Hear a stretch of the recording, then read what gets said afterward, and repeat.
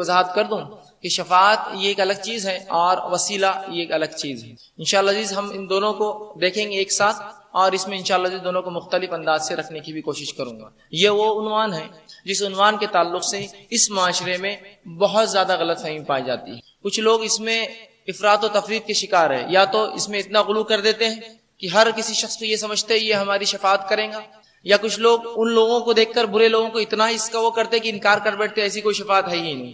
تو حقیقت ہے کیا؟ ایک مومن جو ہوتا ہے یہ جو ہے امت وسط اللہ نے اس امت کو کہا ہے، وہ بیچ کا معاملہ اختیار کرتا ہے۔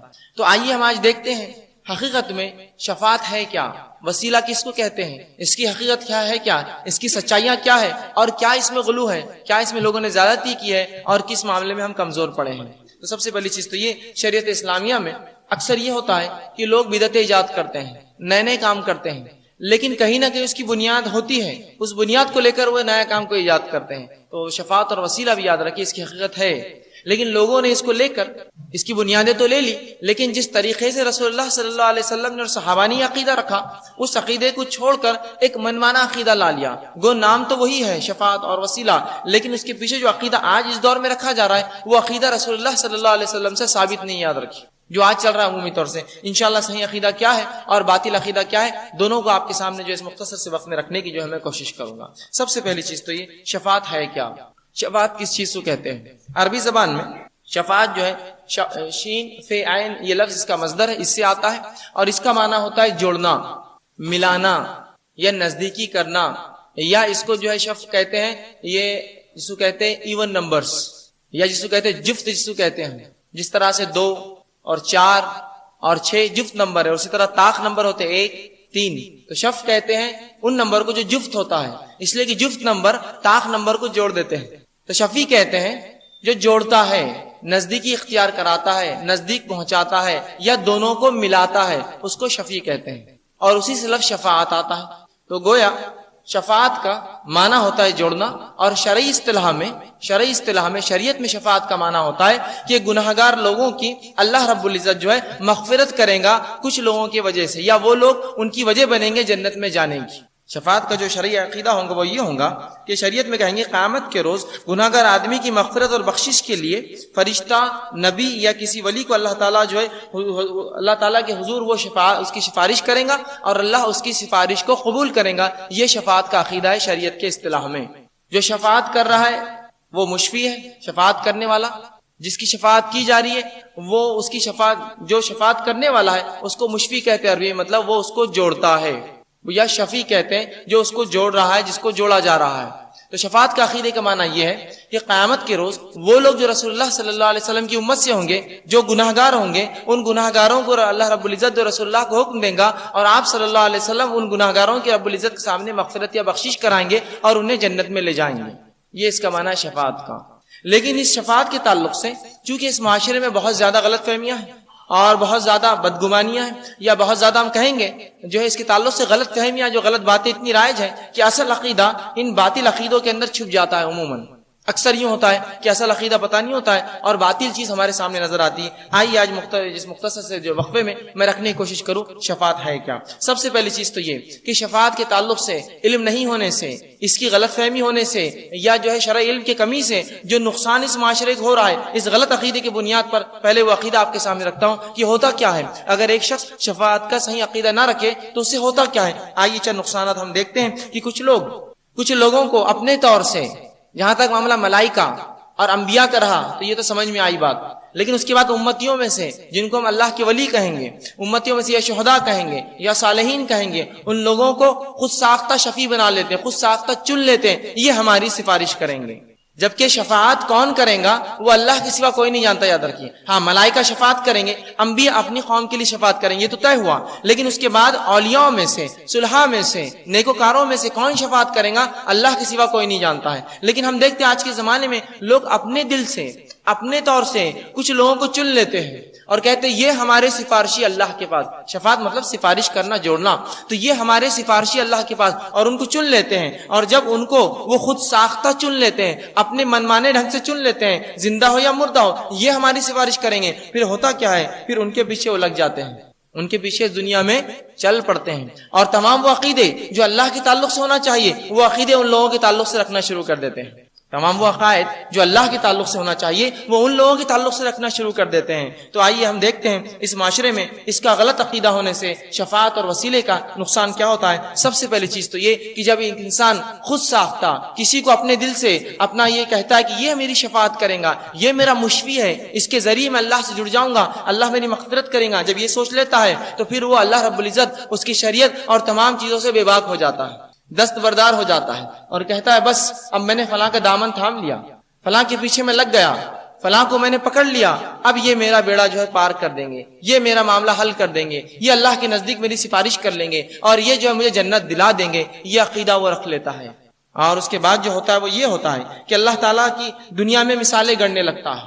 ایسا انسان جو خود سے کسی شخصیت کو پکڑتا ہے اور اس سے یہ تصور کرتا ہے کہ یہ میری شفاعت کریں گا، وہ کیا کرتا ہے؟ اللہ کے لیے مثالیں گڑنے لگتا ہے۔ کیوں مثالیں گڑتا ہے؟ اس لیے کہ اس کو اپنا عقیدہ ثابت کرنا ہوتا ہے، لہٰذا اللہ کے لیے گھٹیا مثالیں گڑنے لگتا ہے، جس طرح سے جج اور وکیل کی مثالیں، ٹرین کا انجن اور پیچھے چلنے والے ڈبوں کی مثالیں، کہ جس طرح سے ٹرین کا انجن چلے جاتا ہے، ڈبے خود بخود کھینچے چلے جاتے ہیں، لہٰذا ہم نے جس کو اپنا مشفی مانا ہے، جو ہماری شفاعت کرنے والا ہے، اس کو اگر تھام لے تو جس طرح سے انجن چلا جاتا ہے، ڈبے بھی جاتے ہیں، جب وہ جنت میں جائیں گے میں بھی ان کے پیچھے جنت میں چلا جاؤں گا۔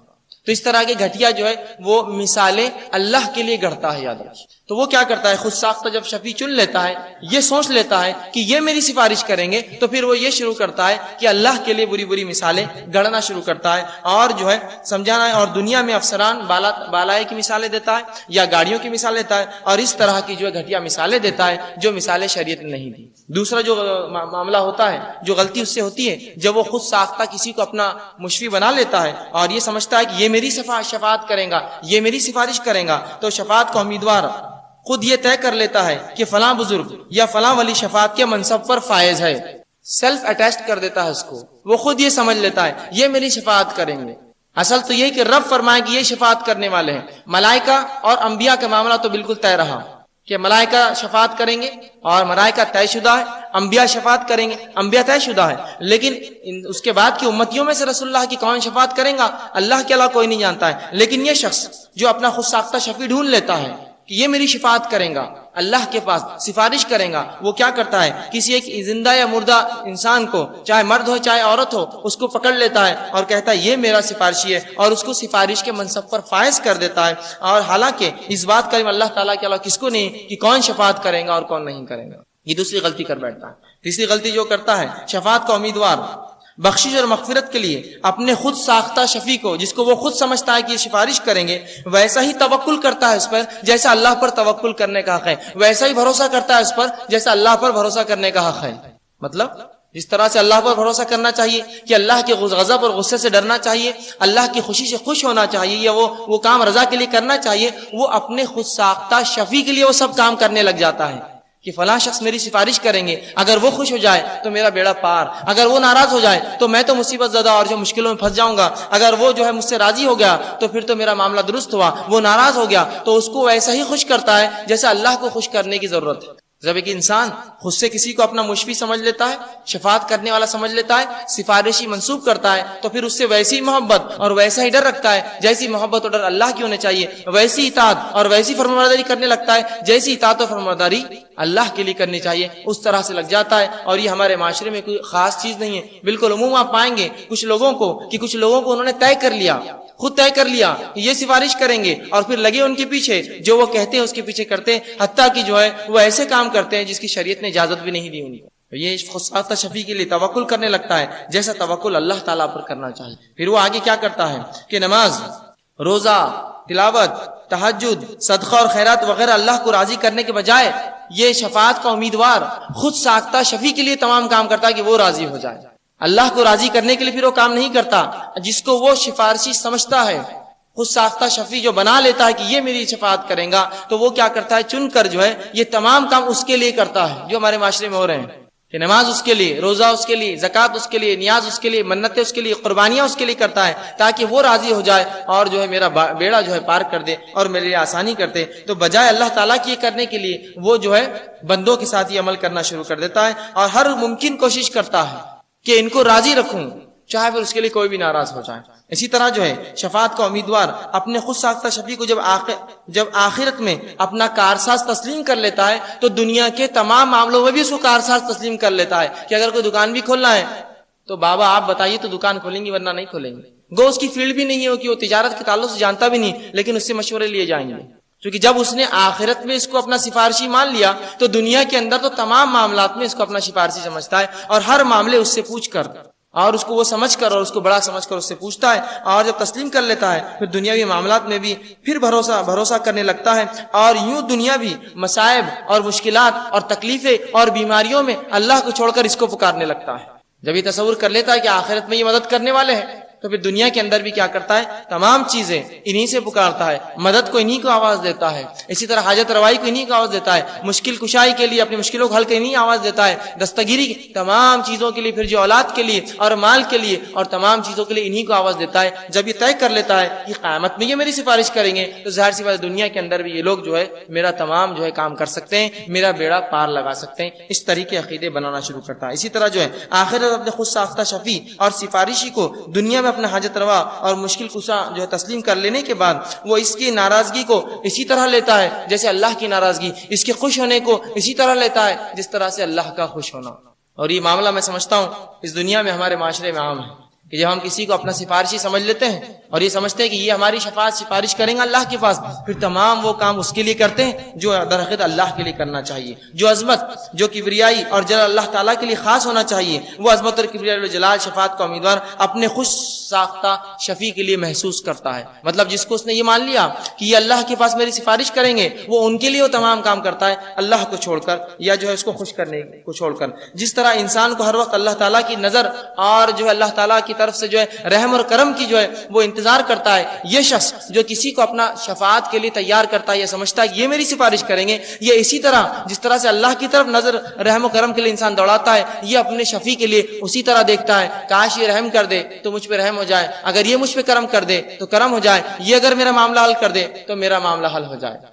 تو جب وہ یہ سمجھ لیتا ہے یہ سب کچھ ہے تو پھر دنیا میں جو ہے اسی کے لیے کرم اور اسی کے رحم کے لیے جو ہے وہ اس کے پیچھے پڑا رہتا ہے، اللہ کو چھوڑ دے۔ اسی طرح جو ہے خود ساختہ شفیع کو اللہ تعالیٰ کی تمام صفات سے متصف کر دیتا ہے، اور اس کے بعد انسان جو اللہ تعالیٰ کی جگہ اپنے سارے معاملات کو اس کو جو ہے مختار کل سمجھتا ہے۔ جب یہ تمام چیزوں کو سمجھ جاتا ہے تو اللہ رب العزت کی صفات بھی جو ہے اس شخص کو دے دیتا ہے کہ وہ جانتے ہیں میں کہاں ہوں، وہ جانتے ہیں میں کیا کرتا ہوں، انہیں پتا ہے میں کیا کر رہا تھا، ان کو معلوم ہو جائے گا جو فلاں ہے۔ اور یہ مثالیں آپ دیکھتے ہیں بہت سی بار ہوتی ہیں۔ ایک شخص کہنے لگے کہ یہ ہمارے جو ہے سفارشی اللہ کے پاس، کسی نے کہا ایسی کیا دلیل کی سفارشی ہے، تو کہا یہ دل کی باتیں جانتے ہیں۔ دیکھیے اب اللہ کی صفتیں اس کو دینا شروع کر دی، کہا ہم فلاں کام نہیں کر سکتے، ان کو پتا چل جاتا ہے۔ اور کسی نے کہا کیا کیا ایسا یا کیا عمل ہے جو وہ جانتے ہیں تمہارے بارے میں، تو کہا میں کل شام گیا اور جب ان سے ملاقات کی تو مجھ سے انہوں نے کہا آج تم نے نماز نہیں پڑھی۔ تو وہ شخص نے کہا تم روز نماز نہیں پڑھتے، سب کو معلوم ہے، تو انہوں نے کیا نئی بات کہی تم سے؟ یہ ہوتا ہے، ایسے لوگ یہی کرتے ہیں۔ ادھر آؤ، ایک خاص بات کہوں گا تم سے، ہاتھ پر میرے بیعت کر لو۔ کیا خاص بات ہے؟ کسی کو کہنا مت کبھی زندگی بولتا، ہاں کہو مت لا الہ الا اللہ محمد رسول اللہ، بولنا نہیں کسی کو، چلے جاؤ، یہی راز دفن ہے بس، اور اسی پہ لگے ہیں لوگ۔ تو اس طرح کی حرکتیں کرتا ہے اور اللہ کی تمام صفتیں اس کو دے بیٹھتا ہے کہ وہ جانتے ہیں میں کچھ کروں گا تو میں فلاں کروں گا تو ان کو پتا چل جائے گا، یہ نہ کروں گا تو بچوں کا مسئلہ حل نہیں ہوگا، فلاں نہ کروں گا تو تجارت ڈوب جائیں گی، اگر وہاں زیارت کو نہیں جاؤں گا ان کے پاس تو فلاں نقصان ہو جائے گا، اگر فلاں چیز نہ چلاؤں گا تو یہ ہو جائے گا، یہ نظر و منت پوری نہ کی تو فلاں ہو جائے گا۔ تمام تر جو ہے صفت اللہ کی اس کو دے کر تمام تر اعمال جو اللہ کے لیے ہونے چاہیے پھر اس خود ساختہ شفیع کی طرف وہ کرتا ہے اور تمام چیزیں اس کو راضی کرنے کرتا ہے جو کہ اللہ کے لیے کرنی چاہیے، اور اللہ تعالیٰ سے بے پرواہ ہو کر بے خوف ہو کر جو ہے بعد جو اپنی عملی زندگی میں انسان اللہ تعالیٰ کی اطاعت و فرمانبرداری کو قطعاً کوئی پرواہ نہیں کرتے ہوئے چھوڑ کر نماز، روزہ، زکوٰۃ، حج تمام چیزیں چھوڑ کر بس وہ یہ کہتا ہے کہ بس ان کی نظر کرم ہو جائے تو میرا بیڑا پار ہو جائے، اب مجھے کسی کی ضرورت نہیں ہے۔ اللہ کو مکمل ترک کر کے پھر انہی کو خوش کرنے لگ جاتا ہے، اور اب نماز بھی غائب ہے اس لیے کہ نماز کی کیا ضرورت، فلاں شخص میری سفارش کر دیں گے، روزہ بھی غائب ہے، روزے کی کیا ضرورت، فلاں شخص میری سفارش کر دیں گے، اور حج اور زکوٰۃ تمام معاملوں سے بے پرواہ ہو کر شریعت کو ایک طرف بالائے طاق ڈال کر جو ہے اپنے آپ کو جو ہے دنیا کے اندر ہی جو جنتی سمجھتا ہے، اور یہ سمجھتا ہے فلاں شخص کو اگر خوش کر دیا تو میرا بیڑا پار ہو گیا، اب مجھے کسی اعمال کی ضرورت نہیں رہی۔ تو یہ نقصان ہوتا ہے جب ایک شخص شفاعت کا صحیح عقیدہ نہیں رکھتا۔ سفارش کا عقیدہ ہے کیا، یہ کیا چیز ہے، یہ کیسی ہوں گی، یہ ہم نہیں جانتے۔ اس کی وجہ سے یہ تمام جو غلط فہمیاں اس جو ہے ہم دیکھتے ہیں معاشرے میں رائج ہو چلی ہے۔ اسی طرح جو ہے اللہ رب العزت نے اس چیز کی وضاحت کی اپنی کتاب میں کہ شفاعت ہے کیا، یہ عقیدہ ہے کیا، اس کی بہت وضاحت کی۔ اور اللہ رب العزت قرآن میں فرماتا ہے اور ایک مقام پر یوں کہتا ہے واتقوا یوما لا تجزی نفس عن نفس شیئا، کہ ڈرو اس دن سے جس دن کوئی انسان دوسرے انسان کے کام نہیں آئے گا، ولا يقبل منه عدل، اور ان سے کوئی بدلہ نہیں لیا جائے گا، ولا تنفعها شفاعت، اور اس روز کوئی شفاعت کام نہیں آئے گی۔ تو اللہ رب العزت کی وضاحت کر رہا ہے شفاعت کا عقیدہ تو ہے لیکن ان کے کام نہیں آئیں گی۔ اہل کتاب کے تعلق سے یہ آیت نازل ہوئی تھی۔ اہل کتاب یہ تصور کرتے کہ ہم انبیاءوں کی اولاد سے ہیں، شہداء اور صالحین کی اولاد سے ہیں، اور ان کو یہ الزام تھا کہ ہم قیامت دن اگر جائیں گے بھی جہنم میں تو ہمارے آبا و اجداد ہمیں ضرور نکال کے جہنم سے جنت میں لے جائیں گے۔ تو اللہ رب العزت نے کو واضح کر دیا اور کہا کہ اس دن کو یاد کر لو اہل کتاب، کہ جس دن کوئی نفس کسی نفس کے کام نہیں آئیں گے، اور تم سے کچھ بدلہ بھی نہیں لیا جائے گا، فدیہ بھی نہیں لیا جائے گا چھوڑنے کے لیے، اور کوئی شفاعت قبول نہیں ہے، ولا هم ينصرون، اور تم مدد بھی نہیں کی جاؤ گے۔ تمام راستے جو ایک انسان اللہ کو خوش کرے بغیر سوچتا ہے کہ ان راستوں سے شاید میں جہنم سے نکل کے جنت میں جاؤں، پورے راستے اللہ نے بند کر دیے۔ پہلا راستہ انسان جو سوچتا ہے وہ یہ ہے کسی سے مدد یا پکار کر لوں گا، اللہ نے کہا کوئی نفس دوسرے نفس سے قیامت دن کام نہیں آئے۔ دوسرا عقیدہ جو انسان رکھتا ہے کہ کچھ دے کر چھوٹ جاؤں گا، قیامت کے روز کچھ دے کر بھی چھوٹ نہیں سکتا انسان، جہنم سے یاد رکھیے۔ رسول اللہ صلی اللہ علیہ وسلم فرماتے ہیں اللہ رب العزت جنتیوں کو جنت میں اور جہنمیوں کو جہنم میں ڈالنے کے بعد ایک آدمی کو شخص کو جہنم سے نکالیں گا اور پوچھیں گا میرے بندے میری جہنم کیسی ہے؟ وہ کہیں گے اللہ بہت سخت ہے، بہت برا ٹھکانہ، بہت بری جگہ ہے۔ اللہ کہیں گے کہ اگر میں تجھ سے اگر یہ کہوں کہ تو زمین و آسمان بھر کے سونا دے دے تو میں تجھے جہنم سے آزاد کروں تو کیا تو یہ کریں گا؟ وہ کہیں گا اللہ ہاں بالکل کروں گا۔ اللہ کہیں گا تو نے جھوٹ کہا، اس لیے کہ دنیا میں اس سے آسان کام دیا تھا وہ کر کے نہ آیا، اور آج کہتا ہے زمین و آسمان بھر کے سونا دوں گا، حکم ہوا اسے جہنم میں پھینک دیا جائے گا، تو کوئی فدیہ نہیں لیا جائے گا۔ پھر اللہ نے فرمایا اور جو ہے ولا تنفع شفاعت، اور کسی کی سفارش بھی نہیں چلیں گی۔ یہ تو ذریعہ ہے جس ذریعے سے انسان کام کرتا ہے، کسی کی سفارش بھی نہیں چلیں گی، ولا هم ينصرون، اور مدد بھی نہیں کیے جائیں گے، ایکسٹرنل ہیلپ بھی نہیں آ سکتی ہے۔ یہی چار چیزیں جو انسان مصیبت میں کر سکتا ہے۔ کیا کیا کر سکتا ہے؟ اگر آپ کسی جگہ پھنس گئے تو سب سے پہلے آپ کرتے ہیں کسی کو آواز دیتے بھائی صاحب میری مدد کرو، وہ نہ ہوا تو کہتے کچھ لے دے کر چھوڑ دو، وہ نہ ہوا تو کہتے فلاں کا میں رشتہ دار ہوں، فلاں میرا بڑا ہے، فلاں میرا چھوٹا ہے، اور وہ بھی نہ ہوا تو کہیں فون کر کے مدد کو پکارتے ہیں۔ یہ چاروں ہی ذرائع مدد کے اللہ نے کہا اہل کتاب سے چاروں ذریعے بند ہو جائیں گے تمہارے لیے اگر تم اللہ اس کے رسول یا جو ہے میرے رسول کی اطاعت کر کے نہ آؤ گے۔ تو یہاں اللہ رب العزت نے شفاعت کے تعلق سے وضاحت کر دی کہ ایسی شفاعت جو شفاعت کا عقیدہ یہود و نصارہ رکھتے تھے، وہ عقیدہ یہ تھا کہ انبیاؤں کے خاندان سے ہونا بس کافی ہے جنت میں جانے کے لیے، تو اللہ نے اس عقیدے کو جو چور کر دیا اور کہا کوئی شفاعت تمہارے کام نہیں آئیں گے، جو عقیدہ تم رکھ رہے ہو ویسی کام نہیں آئیں گے۔ کہ تم یہ سوچتے ہو کہ اس آخری نبی کی بات نہیں مانو گے، منمانی کر کے آؤں گے اور پھر ہم تمہیں معاف کر دیں گے، یہ شفاعت نہیں چلیں گی۔ اس کا اظہار جو اللہ رب العزت نے قرآن میں کر دیا۔ اسی طرح اللہ رب العزت فرماتا ہے وَيَعْبُدُونَ مِن دُونِ اللَّهِ مَا لَا يَضُرُّهُمْ وَلَا يَنفَعُهُمْ، یہ ان شفاعت یا سفارشیوں کے تعلق سے بات ہو رہی ہے جو غلط شفاعت کا عقیدہ رکھتے ہیں، جیسا یہودیوں نے رکھا کہ بنا کچھ اعمال کیے کہ جنت میں جائیں گے، اللہ نے رد کیا۔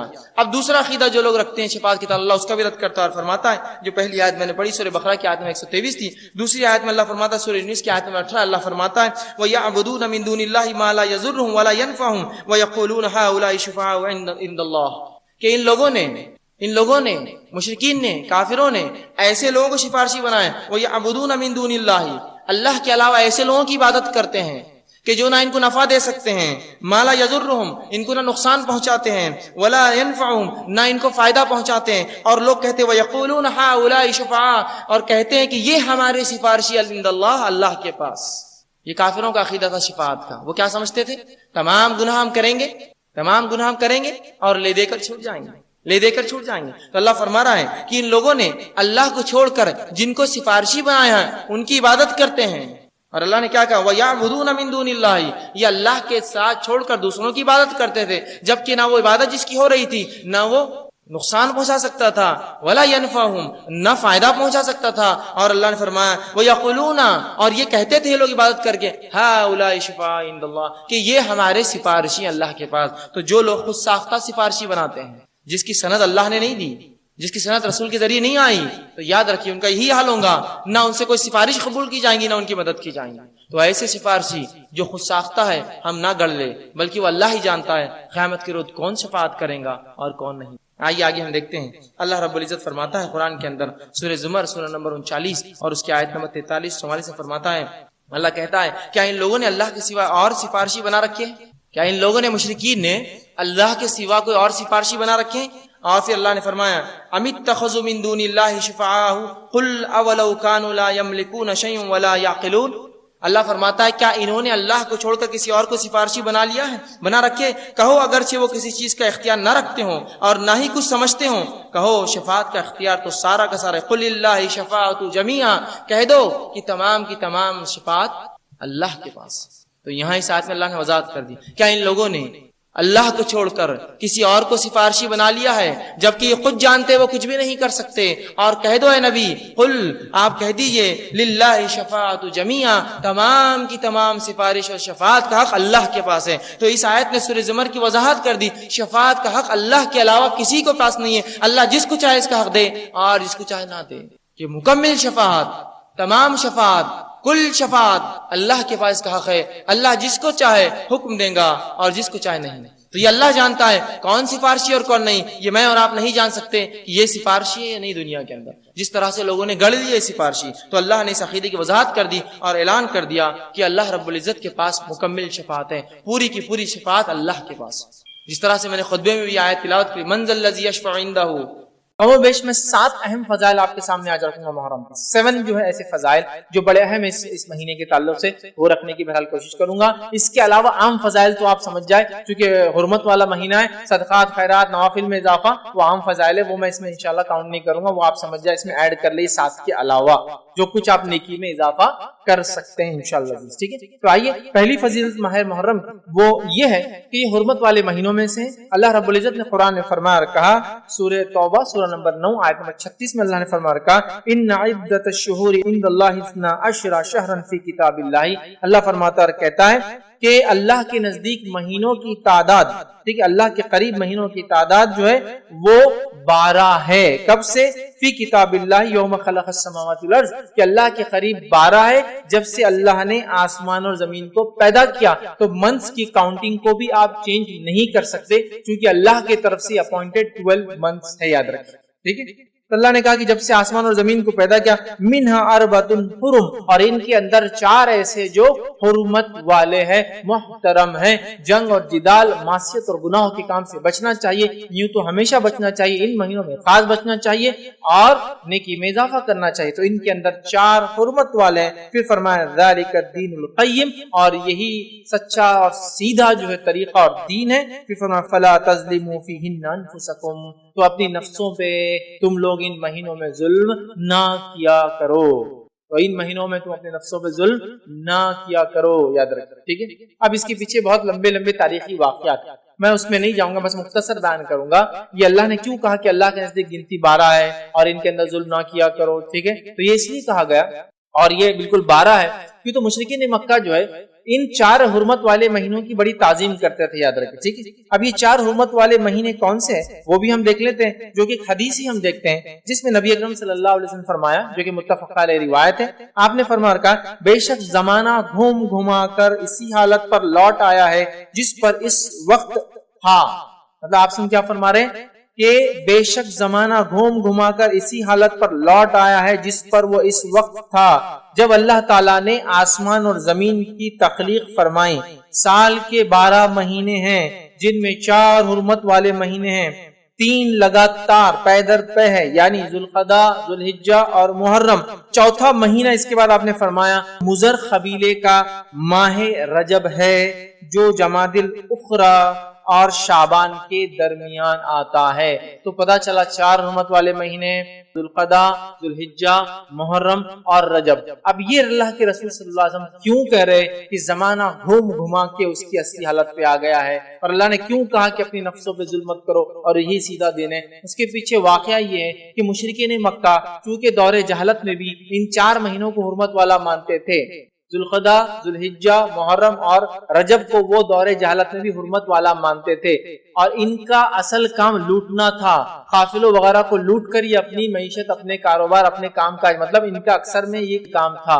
اب ہوتا یہ تھا کہ 3 حرمت والے مہینے پے در پے آ جاتے تھے، تو یہ لوگ کیا کرتے تھے معلوم آپ کو، یہ لوگ 1 یا 2 مہینوں کو کھسکا دیتے تھے. مطلب کیا کرتے تھے کہ 1 سال ذوالقعدہ ذوالحجہ بولتے تھے محرم سفر کے بعد آئیں گا، یہ سال محرم کب آئیں گا، سفر کے بعد آئیں گا. تو گویا 2 ہی حرمت والے اب لوٹ مار چالو کر چکے. 3 مہینے رکے رہنا ان کے لیے بڑا مشکل تھا. سمجھا؟ تو محرم کو کھسکا دیتے اور کہتے کہ یہ بار محرم سفر کے بعد آنے والا ہے۔ نبی اکرم صلی اللہ علیہ وسلم جس سال حج کیا تو اس سال یہ مہینے ترتیب میں تھے، تو آپ نے کہا زمانہ گھوم گھما کر اب اصلیت پر آ چکا ہے جیسا زمین و آسمان کے کریشن کے ٹائم پر تھا۔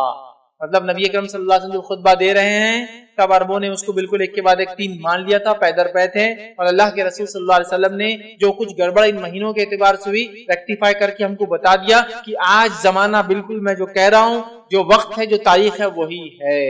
اور جو مشرکین نے خلط ملط کر دیا تھا، مہینوں کو ٹرانسفر کرتے تھے کہ یہ سال سفر پہلے آئیں گا اور محرم بعد میں آئیں گا، ٹھیک ہے، تو وہ اب سب ختم ہو گیا ہے اور 4 حرمت والے مہینے ہیں، تو گویا مشرکین بھی ان چاروں کو حرمت والا مانتے تھے۔ تو گویا محرم کی سب سے بڑی، سب سے پہلی، سب سے اول فضیلت یہ کہ یہ حرمت والے مہینوں میں سے ایک مہینہ ہے، اللہ کے چوزن منتھ میں سے ایک منتھ ہے جو محترم ہے، حرمت والا ہے۔ مطلب اس کے اندر بہت سارے گناہ اور ایسے اعمال سے جو عام دنوں میں بھی حرام ہے، ان ایام میں بدرجہ اولا حرام ہے کرنا، سمجھا؟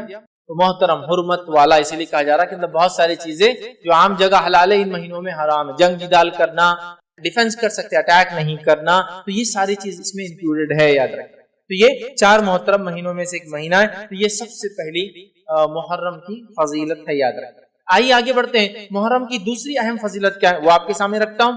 دوسری محرم کی اہم فضیلت ہے وہ یہ، اللہ نے فرمایا جو سورہ توبہ کی آیت نمبر 36 کا حصہ تھا، فَلَا تَظْلِمُوا فِيهِنَّ أَنفُسَكُمْ، تو ان مہینوں میں اپنے نفسوں پر ظلم نہ کرو، کہ ان مہینوں میں اپنے نفس پہ ظلم نہ کرو، گناہ اور معصیت کے کاموں سے بچو۔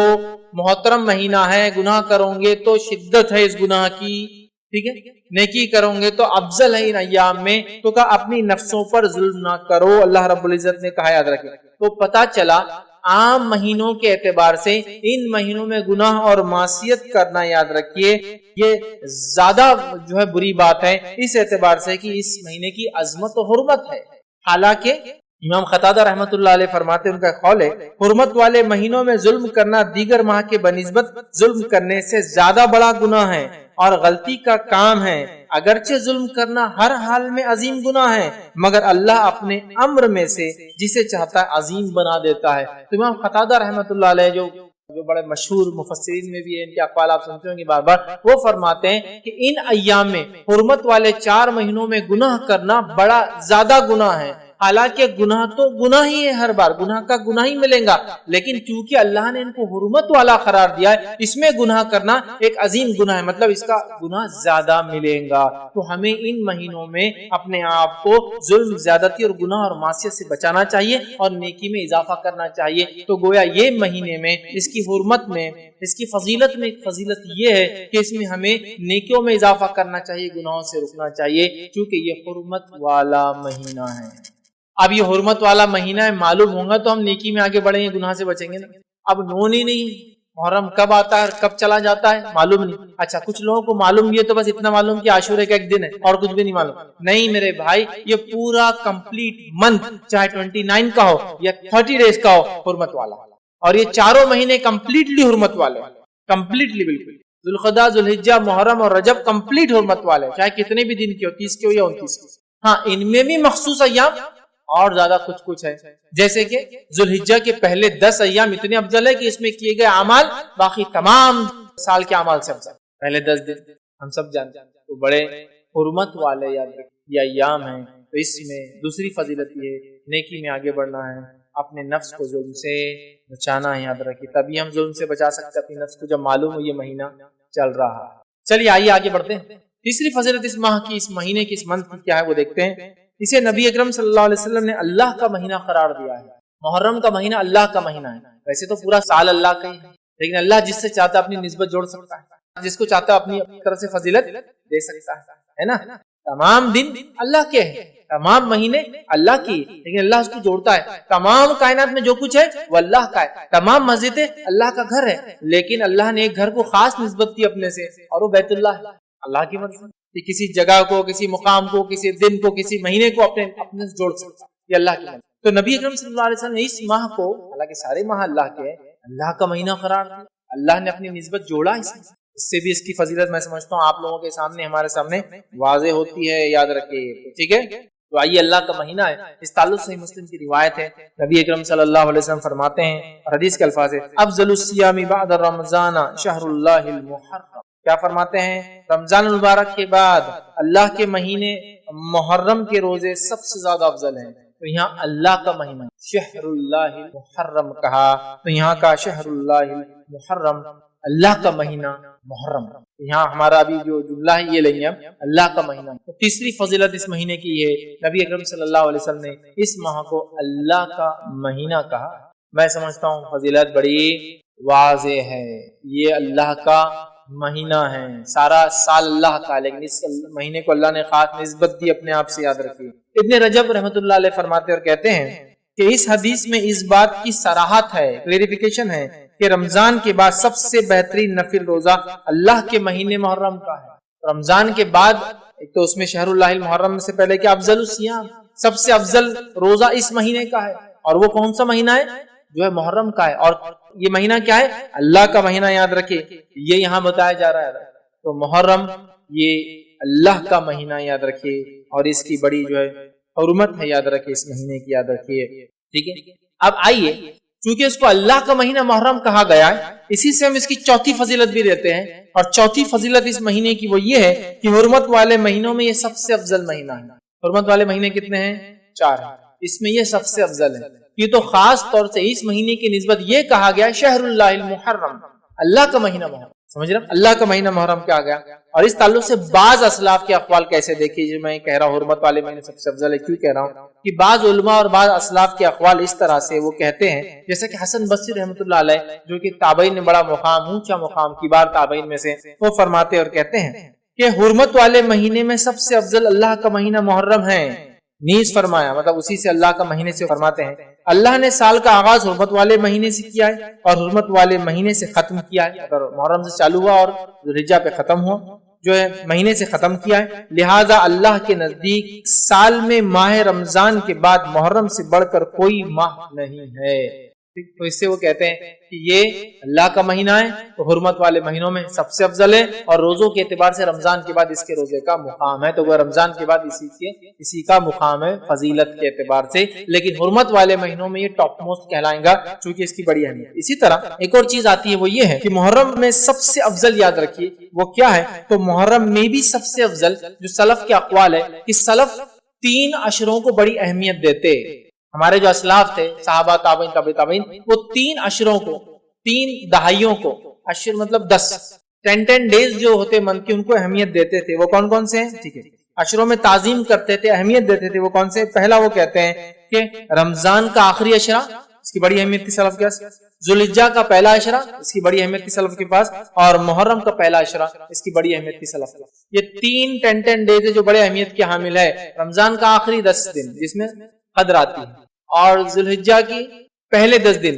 جو سب سے افضل دن ہے، اس سے افضل کوئی دن نہیں، اور محرم کے پہلے، ٹھیک ہے۔ تو اس سے اس کی چوتھی فضیلت پتہ چلتی ہے، حرمت والے مہینوں میں یہ بڑا افضل ہے۔ آئیے اس کی 5ویں فضیلت کیا ہے، 5th اس کی فضیلت کیا ہے، وہ کیا ہے؟ اس عظیم ماہ میں کثرت سے روزے رکھنا مستحب ہے، جو کہ صحیح مسلم کی وہ روایت ہے، افضل الصیام بعد رمضان شہر اللہ المحرم، کہ رمضان کے بعد اللہ کے قریب سب سے افضل روزے محرم ہیں، یا دوسرے الفاظ میں نفل روزوں میں سب سے افضل روزے محرم کے ہیں۔ اور آگے نبی اکرم صلی اللہ علیہ وسلم اسی حدیث میں وَأَفْضَلُ الصَّلَاةِ بَعْدَ الْفَرِيضَةِ صَلَاةُ اللَّيْلِ، اور سب سے افضل صلاۃ، سب سے افضل نماز فرض نمازوں کے بعد وہ رات کی نماز ہے۔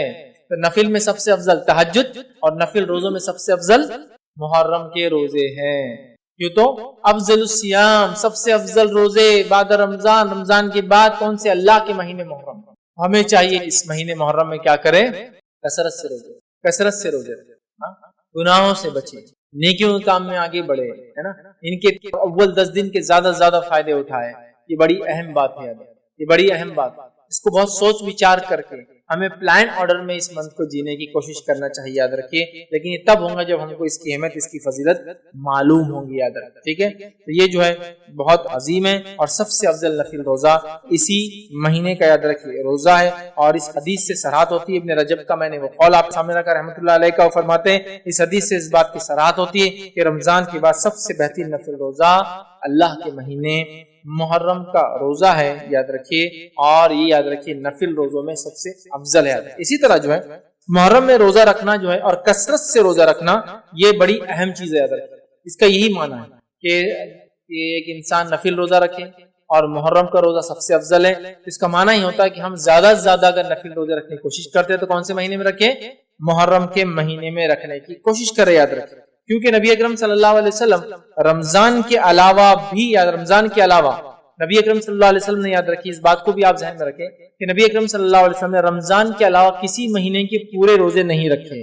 مطلب یہ ہوا کہ محرم کے مہینے جس کو کہیں گے یہ پسندیدہ ہے کہ اس کو زیادہ سے زیادہ انسان رکھے، لیکن زیادہ سے زیادہ کا معنی یہ نہیں کہ پورے مہینے کی، لیکن کو رکھتا ہے تو وہ گناہ نہیں کرتا، یاد رکھے، کیونکہ اس کا معنی ہے کہ جس کو کہیں گے یہ پسندیدہ چیز ہے کہ ہم زیادہ سے زیادہ کوشش کریں، لیکن نبی اکرم صلی اللہ علیہ وسلم نے رمضان کے جیسا روزہ، مطلب پورے مہینے کا روزہ رمضان کے علاوہ کسی مہینے کا نہیں رکھا۔ اور متفق علیہ روایت ہے، اس کے الفاظ اس طرح سے ہے کہ رمضان کے علاوہ نبی اکرم صلی اللہ علیہ وسلم نے کبھی بھی جو ہے ایک ماہ کے مکمل روزے نہیں رکھا، اور نہ ہی شعبان سے زیادہ کسی مہینے میں روزے رکھے۔ اسے پتا چلا کہ محرم کا مہینہ یہ پسندیدہ ہے، کوشش کرنا چاہیے رکھے، لیکن پورے مہینے کا رکھنا نبی اکرم صلی اللہ علیہ وسلم ثابت نہیں ہے۔ آپ نے صرف رمضان کے پورے رکھے، اور سب سے زیادہ روزے جس مہینے کے آپ رکھتے تھے وہ کون سا تھا؟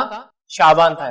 اب ایک اشکال ہو سکتا ہے ذہن میں کہ جب محرم کا مہینہ سب سے افضل مہینہ ہے تو نبی اکرم صلی اللہ علیہ وسلم نے محرم میں سب سے زیادہ روزے کیوں نہیں رکھے؟ تو اس کے لیے علماء لکھتے ہیں ہو سکتا ہے محرم کی فضیلت نبی اکرم صلی اللہ علیہ وسلم کو بعد میں بتائی گئی ہو اور اس سے پہلے آپ شعبان کے روزے رکھتے رہے۔ ہو سکتا ہے محرم کی فضیلت تو پہلے بتائی گئی ہو، لیکن غزوات، سفر یا بیماری کی وجہ سے اللہ کے رسول نے اس کے روزے زیادہ نہ رکھے ہو، کچھ بھی ریزن ہے، لیکن افضل تو سب سے کون سے؟ محرم کیا۔ لیکن نبی اکرم صلی اللہ علیہ وسلم نے کمپلیٹ منتھ کے روزے صرف رمضان کے رکھے، اور رمضان کے علاوہ شعبان سے زیادہ روزے آپ کسی مہینے میں نہیں رکھتے تھے، یاد، ٹھیک ہے۔ لیکن افضل تو بہرحال اسی کے، تو اس سے پتہ چلتا ہے کہ یہ استحباب جس کو بولتے ہیں، مستحب ہے کہ ہم جو اس کے روزے زیادہ سے زیادہ رکھنے کی جو ہے بہرحال کوشش کریں، ٹھیک ہے۔ آئیے آگے بڑھتے ہیں۔ چھٹی فضیلت اس مہینے کی کیا ہے؟ سکس فضیلت ہم دیکھتے ہیں، چھٹی کیا ہے، وہ یہ کہ محرم میں عاشورہ ہے۔ محرم میں عاشورہ ہے۔ عاشورہ کیا ہے؟ محرم کی 10 تاریخ محرم میں عاشورہ ہے، اور عاشورہ کیا ہے؟ محرم کی 10 تاریخ ہے، یاد رکھیں۔ آئیے اس کے تعلق سے بھی کچھ باتیں ہم سیکھنے کی کوشش کرتے ہیں، ٹھیک ہے۔ جمہور کے نزدیک، سلف اور خلف کے نزدیک، یاد رکھیے، محرم کی 10 تاریخ کو عاشورہ کہتے ہیں۔ اس میں کوئی اختلاف نہیں کہ عاشورہ کب آتا ہے۔ محرم کی 10 تاریخ کو عاشورہ کہتے ہیں، لیکن ایک بات وضاحت کر دوں، لوگوں نے اس تعلق سے بڑی جھوٹی سچی روایتیں بیان کی، یاد رکھیے، اتنی کہ کبھی کبھار تو کاؤنٹ نہیں کر سکتے، لیکن عاشورے کے تعلق سے اکثر روایتیں ضعیف اور موضوع ہے، سوائے چند کو چھوڑ کے جو میں آپ کے سامنے رکھ دوں گا آج انشاءاللہ۔ سمجھ رہے ہیں؟ بہت سارے لوگ اس کی بہت ساری فضیلتیں بیان کرتے ہیں، یہ تک بیان کرتے ہیں کہ آسمان اسی دن بنا، زمین اسی دن بنا، آدم علیہ السلام اسی دن بنے، اسی دن زمین پہ بھیجے گئے، اسی دن توبہ قبول ہوئی، اسی دن یونس علیہ السلام مچھلی کے پیٹ میں گئے، اسی دن نکالے گئے۔ ایسی کوئی صحیح روایت نہیں، کیونکہ دیکھیے جب بات آتی ہے فرمان نبی کی، مطلب قرآن کے علاوہ اگر وحی کا کوئی ذریعہ ہے تو فرمان نبی صلی اللہ علیہ وسلم۔ فرمان نبی میں اگر کوئی چیز نہ ہو تو میں اپنے دل سے راب بول کر اللہ کے سامنے پکڑ میں نہیں آنا چاہیں گے نا، بس تو نہیں افضل دن ہے، لیکن بہت سارے لوگ جو بتاتے ہیں وہ نہیں۔ ہاں یہ تو حدیث کے اندر واضح ہے کہ اللہ تعالیٰ نے آدم علیہ السلام کو جمعہ کے دن بنایا، آدم علیہ السلام کے دن جمعہ کے دن روح کی گئی، آدم علیہ السلام جو جمعہ کے دن ان کی خطا معاف ہوئی، وہ دنیا کے اندر قدم رکھے تو وہ جمعہ کا دن تھا، اور قیامت جمعہ کے دن آئیں گی۔ یہ ساری چیزیں تو ہے، وہ جمعہ کے لیے، بس محرم کے لیے نہیں، عاشورے کے لیے نہیں۔ چلیے آگے بڑھتے ہیں۔ تو عاشورہ یاد رکھیے، یہ بڑا اور مشہور اور معروف ہے، ہم سب عاشورے کے تعلق سے جانتے ہیں۔ عاشورہ 10 محرم کو ہوتا ہے، اور اس دن روزہ رکھنا یہ سنت ہے۔ عاشورے کی فضیلت اپنی جگہ ہے، اور اس دن روزہ رکھنا یہ کیا ہے؟ سنت ہے۔ صحیح مسلم کی روایت ہے، نبی اکرم صلی اللہ علیہ وسلم فرماتے اور کہتے ہیں کہ جو صحیح مسلم کی روایت ہے، مجھے اللہ تعالیٰ سے امید ہے کہ یوم عاشورے کا روزہ گزشتہ 1 سال کے صغیرہ گناہوں کا کفارہ بنے گا۔ مجھے امید ہے کہ عاشورے کا روزہ پچھلے 1 سال کے صغیرہ گناہوں کا کفارہ بنے گا. حالانکہ حدیث میں صغیرہ نہیں ہے لیکن میں ترجمے رکھ رہا ہوں. کیوں؟ اس لیے کہ کبھی بھی کبیرہ گناہ بغیر توبہ کے معاف نہیں ہوتے، اور اگر بندوں کے ساتھ کیے گئے تو بندوں سے بھی معافی ضروری ہے. جہاں بھی حدیث میں الفاظ آتے ایک روزہ، جیسے کہ ذوالحجہ کا ایک روزہ پچھلے 1 سال اور آگے آنے والے 1 سال کے گناہوں کا کفارہ ہے، اسی طرح عاشورے کا روزہ یہ گزشتہ 1 سال کے، لیکن یہاں جتنی بھی ایسی باتیں آتی ہیں یہ سب صغیرہ ہے. جس حدیث میں الفاظ ہے ایک نماز سے دوسری نماز کے بیچ میں ہونے والے گناہ نماز کی وجہ سے معاف ہوتے ہیں، یہ صغیرہ ہے. جمعہ سے لے کر جمعہ، مطلب ایک جمعہ سے لے کر انسان کنٹینیوس نمازیں پڑھتا ہے اگلے جمعہ تک، تو بیچ کے تمام گناہ معاف ہو جاتے، اس سے مراد صغیرہ ہے. کبیرہ گناہوں کے لیے توبہ واجب ہے، ضروری ہے، کمپلسری ہے. اس لیے یاد رکھیے، ذہن میں رکھیے جہاں بھی حدیثوں میں بات آتی ہے صغائر کے تعلق سے. ٹھیک ہے، تو مجھے امید ہے کہ یہ پچھلے 1 سال کے گناہوں کا کفارہ بنیں گے. نبی اکرم صلی اللہ علیہ وسلم نے حدیث میں فرمایا، صحیح مسلم کی روایت ہے. ٹھیک ہے، اسی طرح عاشورے کے روزے سے تمام چھوٹے گناہ معاف ہو جاتے ہیں، لیکن بڑے گناہ معاف نہیں ہوتے، اس کے لیے توبہ ضروری ہے. اب ایک سوال، کسی نے اگر چھوٹے گناہ کیا ہی نہ ہو پورے سال، نہ چھوٹے کیا ہو نہ بڑے کیا ہو، تو پھر کیا ہوگا؟ عاشورے سے اس کو فائدہ، اس کے درجات علماء لکھتے ہیں بلند ہو جائیں گے. چھوٹے بھی گناہ نہیں کیا، بڑے بھی گناہ نہیں کیا، اس کے درجات بلند ہو جائیں گے. اسی طرح اگر کسی نے چھوٹے گناہ نہیں کیا ہو اور بڑے ہیں اس کے اکاؤنٹ میں، تو علماء لکھتے ہیں انشاءاللہ عزیز ان بڑے گناہوں کے شدت میں انشاءاللہ اللہ تخفیف کریں گا. مطلب اس کے تعلق سے علماء لکھتے ہیں کہ اگر کسی کے کبیرہ اور صغیرہ گناہ نہ ہو تو اللہ تعالیٰ اس کے درجات کو بلند کر دے گا اور اس کی نیکیوں بڑھا دی جائیں گی، لکھ دی جائیں گی. اور اگر ایک یا متعدد کبیرہ گناہ ہوئے لیکن کوئی صغیرہ گناہ اس کے اکاؤنٹ میں نہ ہوا، تو ہمیں امید ہے کہ کبیرہ گناہوں میں سے کچھ تخفیف کر دی جائیں گی، شدت کم کر دی جائیں گی، ہلکا کر دیا انشاءاللہ. ٹھیک، تو بہرحال تو کسی نے اگر صغیرہ کیا نہ ہو نیکی ملیں گی، درجات بلند ہوں گے، اور کبیرہ ہو صرف اکاؤنٹ میں، صغیرہ نہ ہو تو انشاءاللہ یہ تخفیف امید کی جا سکتی ہے. ٹھیک، یہ چھٹی فضیلت ہے. یہ 7ویں فضیلت اور آخری فضیلت جو اس مہینے کی وہ کیا ہے وہ بھی رکھتا ہوں. یوم عاشورہ اللہ تعالیٰ کے عظیم دنوں میں سے ایک دن. یوم عاشورہ اللہ تعالیٰ کے عظیم دنوں میں سے عظمت والا دن، عظمت والا دن. ٹھیک ہے، جیسے کہ اللہ تعالیٰ نے ارشاد فرمایا سورہ ابراہیم کی آیت نمبر 5 میں اللہ نے فرمایا وَذَكِّرْهُمْ بِأَيَّامِ اللَّهِ، اللہ نے فرمایا کہا اور انہیں اللہ کے احسانات یاد دلا دو، اور ان کو اللہ کے احسانات یاد دلا دو، اللہ کے احسانات یاد دلا دو. ٹھیک، اور ایسا کب ہوا؟ یہ احسان ہم کیسے یاد کر سکتے ہیں؟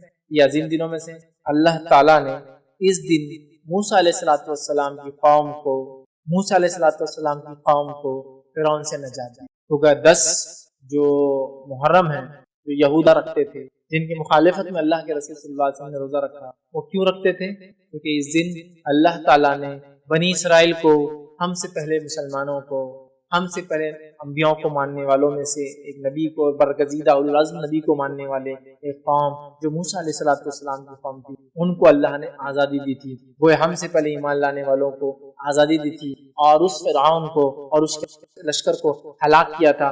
گویا ایول کو، برائی کو اللہ تعالیٰ نے ختم کیا تھا اس دن. تو لہٰذا اس اعتبار سے یہ ایک عظیم دن اور اللہ کی جو ہے احسانات یاد دلاتا ہے یہ دن. یہود اس دن مدینہ کے اندر کیا کرتے تھے؟ اس دن روزہ رکھتے تھے اور عید مناتے تھے، اور ان کی عورتیں زیورات وغیرہ پہنتے، وہ لوگ پہلے سے کرتے تھے، ان کی عورتیں زیورات وغیرہ پہنتی تیار ہوتی. ٹھیک ہے، تو بہرحال ایک عظیم دن ہے. تو اس نعمت کے شکر میں موسیٰ علیہ السلام نے اس دن روزہ رکھا تھا، اور اسی نعمت کے شکر میں بنی اسرائیل اور نبی اکرم صلی اللہ علیہ وسلم کے زمانے کے یہود روزہ رکھتے تھے، یاد رکھیں. اور اسی نعمت کے شکر میں جو موسیٰ علیہ السلام نے ادا کیا تھا 10 کو، ایک عظیم دن تھا، جو کہ نبی اکرم صلی اللہ علیہ وسلم نے روزہ رکھا تو وہ سنت ہو گیا، اور اصحاب کو کہا روزہ رکھو، تو لہٰذا ہمارے لیے مستحب ہوگا کہ ہم بھی اس دن روزہ رکھیں. گویا ہم بھی پچھلے لوگوں کی خوشی میں شامل ہیں. گویا یہ موسیٰ علیہ السلام ان کی قوم کے لیے، بنی اسرائیل کے لیے انڈیپینڈنس ڈے تھا، فرعون سے نجات کا دن، آزادی کا دن تھا، جس نے غاصبانہ طور سے، غلط اور ظالمانہ طور سے ان پہ قبضہ کر رکھا تھا اور ان کو غلام بنا دیا تھا اپنی زمین میں. سمجھا؟ تو گویا یہ دن اللہ کے شکر کا دن، ایک عظمت والا دن ہے. اسی طرح جو ہے ابن عباس رضی اللہ عنہ فرماتے اور کہتے ہیں رسول اللہ صلی اللہ علیہ وسلم جب مدینہ تشریف لائے تو یہودیوں کو عاشورے کے دن روزہ رکھتے ہوئے پایا، تو آپ نے ان سے فرمایا یہ کیسا دن ہے، یہ کیسا دن ہے جس میں روزے سے ہو. مطلب یہودیوں سے پوچھا تم روزے سے ہو، کیسا دن ہے؟ تو ان لوگوں نے کہا یہ ایک عظیم دن ہے اسی دن اللہ نے موسیٰ اور ان کی قوم کو نجات دیا تھا اور فرعون اور اس کی قوم کو غرق کر دیا تھا. اور ایک روایت میں یہ ہے کہ ایسا دن ہے جس میں اللہ نے موسیٰ اور بنی اسرائیل کو فرعون پر غلبہ عطا فرمایا تھا.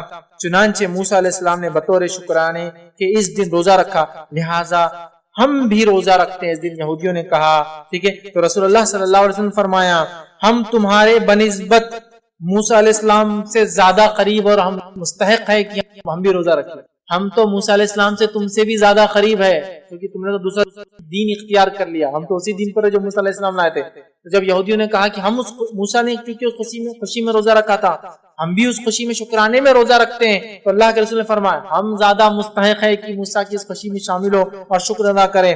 لہٰذا آپ نے کہا موسیٰ علیہ السلام کے زیادہ قریب وہ مستحق ہے. چنانچہ اللہ کے رسول صلی اللہ علیہ وسلم نے اس دن کا روزہ رکھا اور صحابہ کرام کو بھی اس دن کا روزہ رکھنے کا حکم دیا. تو گویا ہم بھی پچھلے لوگوں کی خوشیوں میں شامل ہو رہے ہیں جو ہم سے پہلے ایمان والے تھے. اس عظیم دن اللہ رب العزت نے ان کو آزادی دی تھی. اسی طرح عاشورہ ہمیں اس بات کی یاد دہانی کرتا ہے کہ مسلمانوں کے درمیان آپسی گہرا تعلق ہے، چاہے ہم زمین زمانے کے اعتبار سے دور ہو، آپسی گہرا تعلق ہے. عاشورہ یہ ہم کو پیغام دیتا ہے چاہے زمین اور زمانے کے اعتبار سے ہم بہت دور ہو سکتا کوئی مسلمان آج کسی اور ملک میں ہو، لیکن اگر تکلیف میں ہو تو ہمیں اس کا احساس ہونا چاہیے. اور زمانے کے اعتبار سے بھی اگر ہم سے دور ہو، جیسا موسیٰ علیہ السلام کی خوشی ہوئی، ہم بھی اس خوشی میں شامل ہوئے. اگر ہم سے پہلے کے لوگوں کو کسی کو تکلیف پہنچی تھی تو ہم بھی ان کے دکھ میں آج شامل ہیں. ہم کو تکلیف ہوتی ہے اس واقعے کو سن کے. اصحاب اخدود ہے نا، ہزاروں کی تعداد میں آگ میں جلا دیا، ہم اس میں شامل ہیں. عیسیٰ علیہ السلام کو ماننے والوں کو ہزاروں کی تعداد میں بھوکے شیروں کے سامنے ڈال دیا جاتا تھا. آپ کو معلوم رومی حکومت، بزنطینی حکومت بننے سے پہلے، مطلب رومن امپائر جب تک عیسائیت قبول نہیں کیا تھا تو انہوں نے ہزاروں ہزار عیسائیوں کو جو عیسیٰ علیہ السلام پر ایمان لائے تھے تو بھوکے شیروں کے سامنے ڈالا. وہ تکلیف میں ہم بھی شامل ہیں، چاہے وہ آج یہودوں اور نصارہ ہو، لیکن جب وہ ایمان لائے تھے اپنے نبی پہ تو ہم ان کے تکلیفوں میں. تو زمانے کے اعتبار سے ہم آگے پیچھے ہو یا علاقے کے اعتبار سے ہم آگے پیچھے ہو، ہم ایک دوسرے کی تکلیف اور خوشیوں میں ساتھ ہے. یہ بات کہ ہم کو اس سے میسج ملتا ہے، یاد رکھیے کہ زمین اور زمانے کے بدلنے سے کوئی فرق نہیں ہوتا. ہم مسلمان آپس میں ایک دوسرے سے گہرا تعلق رکھتے، یہ میسج یہی تھا. اور کیوں نہ ہو، اللہ رب العزت نے قرآن میں یہ بات کی والمؤمنون والمؤمنات بعضهم اولیاء بعض. مومن مرد اور مومن عورتیں آپس میں دوست ہیں، اولیاء ہیں. سورۃ توبہ کی بہرحال یہ آیت ہے، ایک دوسرے کی مددگار ہے. سورۃ توبہ کی آیت نمبر 71 ہے، ایک دوسرے کی مددگار ہے، دوست مومن مرد اور مومن عورتیں. تو یہ بھی پیغام ہم کو ملتا ہے. اسی طرح 10 کو جب موسیٰ علیہ السلام اپنی قوم کو لے کر نکلے اور سامنے سمندر تھا بڑا، بنی اسرائیل موسیٰ علیہ السلام کے ساتھ، فرعونی پیچھے سے ان کا لشکر آ کر موسیٰ علیہ السلام کو گھیر لیا. سورہ شورى میں اللہ رب العزت نے اس واقعے کو نقل کیا ہے 61 اور 62 کے اندر. اور اللہ نے فرمایا انا لمدرکون. اور جب بنی اسرائیل نے کہا یقیناً اب ہم پکڑے گئے، اب پیچھے سے آگے انہوں نے ادراک کر لیا ہمارا اب تو ہم گھیر لیں گے، پکڑ لیں گے ہم کو. موسیٰ علیہ السلام نے فرمایا کلا ان معی ربی سیہدین. ہرگز نہیں، یقین مانو میرا رب جو ہے میرے ساتھ ہے، جو ضرور مجھے راہ دکھائے. اور کیا ہوا؟ اللہ نے حکم دیا اضرب بعصاک، مار اپنے لاٹھی کو اس پانی میں، اور سمندر 2 حصوں میں تبدیل ہوئی. موسیٰ علیہ السلام بنی اسرائیل سے نکل گئے، فرعونی بھی پیچھے چلے. ان کے نکلنے کے بعد سمندر پیچ اپ ہو گیا، مل گیا، اور وہ سب غرق. یہ تھا ہوا. اس کے بعد موسیٰ علیہ السلام نے شکر ادا اور روزہ رکھا. یاد رکھا اور یاد رکھیں اس دن کی تعظیم اتنی زیادہ تھی کہ تاریخی روایتوں میں ملتا ہے کہ دور جہالت میں بھی 4 مہینے محترم مشرکین مکہ مانتے تھے. مشرکین مکہ بھی اس روز روزہ رکھتے تھے 10، اور اسی دن کعبے کا غلاف بھی بدلتے تھے. عاشورہ کعبے کا غلاف یاد رکھیے نبی اکرم صلی اللہ علیہ وسلم نے بدلا، اور اس کے بعد وہ سلسلہ اور معاملہ چلتا ہی رہا. تو مشرکین مکہ دور جہالت میں اس دن روزہ رکھتے تھے کیونکہ اس دن کی عظمت کے اعتبار سے، اور وہ لوگ اس دن کعبے کا غلاف تبدیل کیا کرتے. تو گویا مشرکین مکہ کے پاس بھی اس کی عظمت، اور اسی طرح ماں عائشہ کی جو روایت ہے اس سے پتہ چلتا یہود و نصارہ کے پاس بھی اس کی عظمت اور تعظیم تھی. میں سمجھتا ہوں پورا واقعہ میں نے آپ کے سامنے رکھ دیا، پھر بھی بہت مختصر سا اس کو ایک بار پھر دہراتا ہوں. ماں عائشہ کی روایت وہ فرماتی اور کہتی ہے زمانہ جاہلیت میں قریش عاشورے کے دن کا روزہ رکھتے تھے. خود رسول اللہ صلی اللہ علیہ وسلم نے بھی ہجرت سے پہلے اس دن کا روزہ رکھا، ہجرت سے روزہ رکھا. جب آپ صلی اللہ علیہ وسلم ہجرت کر کے مدینہ منورہ تشریف لائے، خود بھی اس دن کا روزہ رکھتے تھے اور دوسروں کو بھی اس دن کا روزہ رکھنے کا حکم دیتے تھے. لیکن جب ماہ رمضان کے روزے فرض کر دیے گئے تو آپ نے عاشورے کے دن کا روزہ رکھنے کا اہتمام ترک کر دیا اور فرمایا جو چاہے اس دن کا روزہ رکھے، جو چاہے اس کو چھوڑ دے۔ اسے مسلم اور دوسری روایت جو صحیح مسلم کی اس میں الفاظ اس طرح سے ابو موسیٰ اشعری رضی اللہ عنہ فرماتے اور کہتے ہیں یہود یوم عاشورے کو شکرانے کا روزہ رکھتے تھے، اس دن مسرت کا اظہار کرتے تھے، عید مناتے تھے، اپنی عورتوں کو زیورات اور سامان پہناتے تھے زینت کا، اور سامان پہن کر وہ مزین ہوتی ہے، اپنے آپ کو سجاتی اور سنوارتی۔ یہود بھی روزہ رکھتے، مشرکین بھی روزہ رکھتے، اور اس دن کی حرمت ان کے پاس بھی۔ تو عاشورہ ہمیں کیا میسج دیتا ہے؟ عاشورہ ہمیں میسج دیتا ہے کہ یہ ایک بڑا تعظیم کا دن ہے، اللہ کی عظمت والا دن ہے، یاد رکھیں۔ اس میں ہمیں روزہ رکھنا چاہیے شکرانے میں کہ اللہ نے ہم سے پہلے مسلمانوں کو نجات دی تھی، ہے نا۔ دوسرا، اللہ تعالیٰ نے دشمنوں کو مسلمانوں کے ہلاک کیا تھا اس دن۔